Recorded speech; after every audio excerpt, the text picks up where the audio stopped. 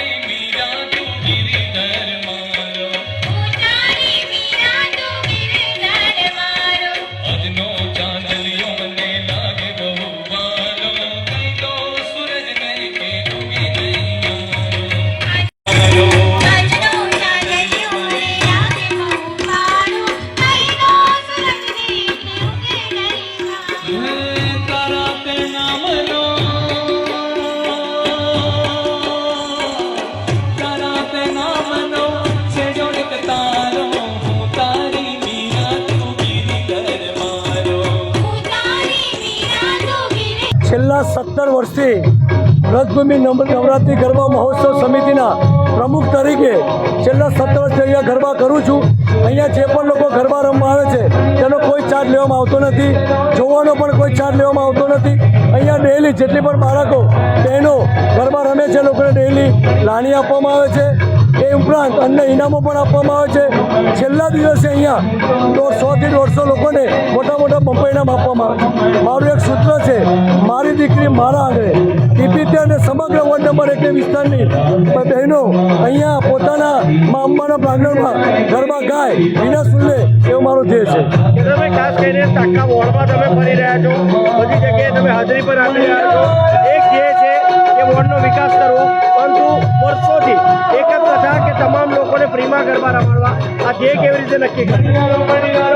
ટીપી-13ના હું સમગ્ર પહેલાં ભાજપમાં પ્રમુખ હતો, ત્યારે સમગ્ર ટીપી-13 વિસ્તારના લોકોએ મને કીધું, કેતનભાઈ આપણી અહીંની બાળકો બહેનો ₹12 ખર્ચીને ગરબા રમવા જાય છે, તો મારી એક વિનંતી છે, અહીંયા તમે ગરબા ચાલુ કરો। અમે અહીંયા ગરબા ચાલુ કર્યા, ત્યારથી મારો એક ધ્યેય હતો અહીંના જે વોર્ડ નંબર 1 ટીપી તેની તમામ દીકરીઓને અહીંયા વિનામૂલ્યે અહીંયા ગરબા હું રમાડીશ, વિનામૂલ્યે અહીંયા ગરબા જોશે, એ મારો એક ધ્યેય હતો. સમાચારોના સતત અપડેટ માટે TNN ન્યૂઝને YouTube પર સબસ્ક્રાઇબ કરી બેલ આઇકોન પ્રેસ કરો અને અમારી સાથે જોડાયેલા રહો Facebook, Instagram અને Twitter ઉપર.